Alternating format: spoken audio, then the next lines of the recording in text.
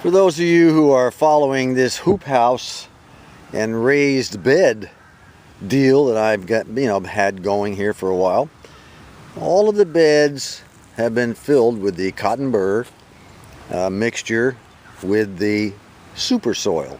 Super soil. That super soil, I think, is the name the nursery gave it that they sell. But anyway, all of the beds have got about, I'd say 7 to 8 inches in it. It took a lot of work to do this, but I have nothing but time on my hands. So anyway, that's all done. Now, as we water it, of course, the dirt's going to go down, down, down. I've got, some extra. I can just bring it up, up, up. Now, some people will build these, build a raised bed and fill it all the way to the top. It's really not needed. You don't need 2 feet of topsoil in there, or 2 feet of compost or whatever, unless you're growing something like Japanese radishes, which can run up to a couple of feet long. You need them have plenty of roots there where it can go down in, plenty of dirt. And sometimes your specialty carrots that grow really long, then you'd have to get it up high, maybe even add another board to a raised bed like this and fill it all the way up. But generally speaking, most of the plants I grow, the bell peppers, the tomatoes, the radishes, things of that nature, maybe an eggplant, something like that. You don't need really gigantically deep soil. So that's what we're doing. As far as I'm concerned, the raised beds are done, and we'll just add soil as needed, as it goes down, down, down.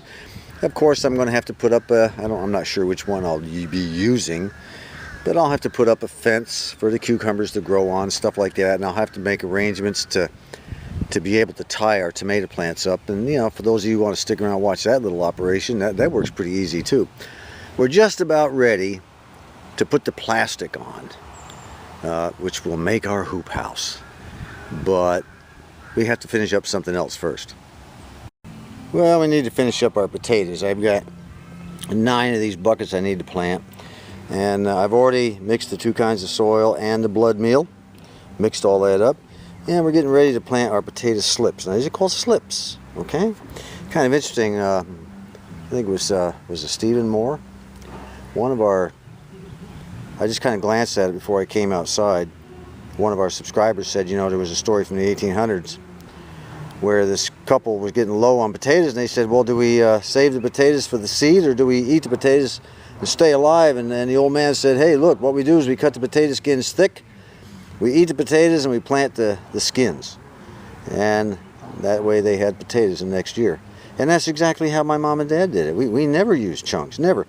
Old mom, she'd cut them old potatoes like that, and old dad would send me out sometimes to go ahead and plant it. I didn't particularly care in those days for doing that kind of stuff, but the old man said, get it done, you did it. There was no 2 ways about it.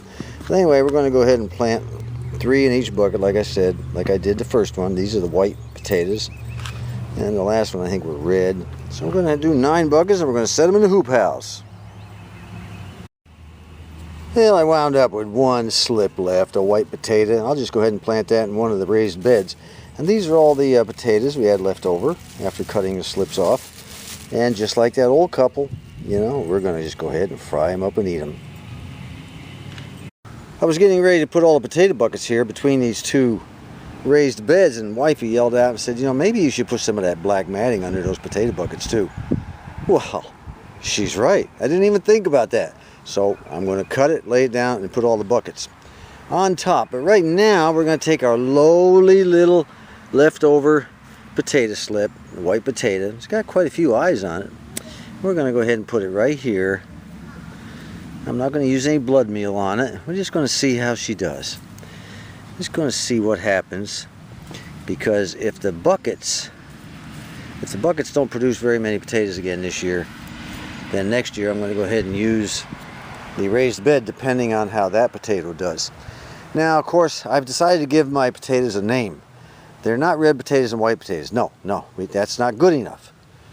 The potatoes that I will get in abundance, we're going to call them Buzz Waterloo potatoes. That's it.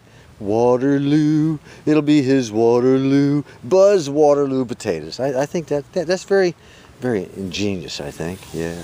Well, let's go ahead and get the potato buckets here. You know, every step I do on these potatoes, it's just one more needle in buzz, one more needle, one more, ugh, one more, ugh. That's it. All 10 buckets planted. Now, as the plants come up, of course, we'll fill in more dirt around them and fertilize the dirt as we go. And hopefully we'll get plenty of potatoes out of there. But I know for a fact that potato slips do produce very big potatoes, and lots of them. There's a fella in Ireland. He has a website. I think I mentioned this already in another video. His YouTube handle is Bacon Soda, all one word. His name is Brendan, and last year he grew potato slips along with potato chunks in buckets, just like this. And out of all of the buckets that he grew, a friend of his told him, you know, grow the slips, grow the slips. Oh, that's not going to work. You know, it was like, my gosh, how can it possibly work? But he went ahead and did it just to please his friend. And when it was all over at the end of the season, I believe, I'm almost certain, from what I gathered, the way he was talking, I looked at the harvest of the bucket. Apparently, that bucket that had the potato slips produced the most potatoes and the biggest ones. It was chock full, and he was astonished. Brendan was totally astonished. And he said, you know, man, he's really going to have to think about the way he's been growing potatoes. Well, I agree. You know, it's old stuff to me. I've been around this planet a number of years. Growing potato slips, it just goes way back, folks. Well, that's how much dirt we had left over. This is the super soil. And over here, this little pile is the cotton burr. Looks like I used more cotton burr than super soil, but you know, when you're shoveling it, it's hard to guess. You know, you put 5 scoops in, 5 of the other. But anyway, now we've got, you know, plenty of dirt to top off the raised beds and the potatoes. I'll probably use the cotton burr for the potatoes, and I'll use this for the raised beds as they sink down throughout the growing season. Now that we're getting ready to put the plastic over the top, there's one more thing I have to do. I have to drive a stake about 3 feet out from that stake to about right in here somewhere, and I have to do the same at the other end. And these are the stakes we'll be using, and I have to pound them at a pretty low angle, really low angle. Yeah, so let me go ahead and get that done. Then of course we're going to, you know, tie that caution tape on there so nobody trips over it. That's about the angle we want, whereas this one was more of a, you know, straight up right here. This one is really steep down in there, and you'll see why when we start putting the plastic up. All right, we've rolled out the plastic. It is 6 mil, like I said, and I started with the stake, outermost stake. Okay, that's where I lined it up just about with that right there. That's good enough. And we took it all the way down. This is a 100-foot roll by 20-foot wide. And we took it all the way down, and we're going to cut it with a pair of scissors straight across, even with this stake, the outermost stake. And then we're going to unfold it, put it over to the top, and see what happens. Right now I got to cut it. Just a pair of scissors, all it takes. Well, that's part of it so far. My daughter's Shannon is helping me, but she says, I don't want to be filmed. I haven't taken a shower. I said, well, they're not going to smell you. She said, I don't care. Okay, all I did was gather the plastic around on the end here, tie a rope around it, and tie it to this faraway stake. Now, when I get on the other end, I'm going to pull the plastic back that way. Remember now, this is a temporary test hoop house, and I really like the way that quick and easy tie down works. So let's go ahead and tighten it up a little bit on the other end, see if we can't get something else going here. Well, there it is, inside the hoop house. I think it looks pretty good. Now I still have to put a few cords across the roof with stakes on each side to kind of snug it down in case of high winds, which Arkansas is prone to getting.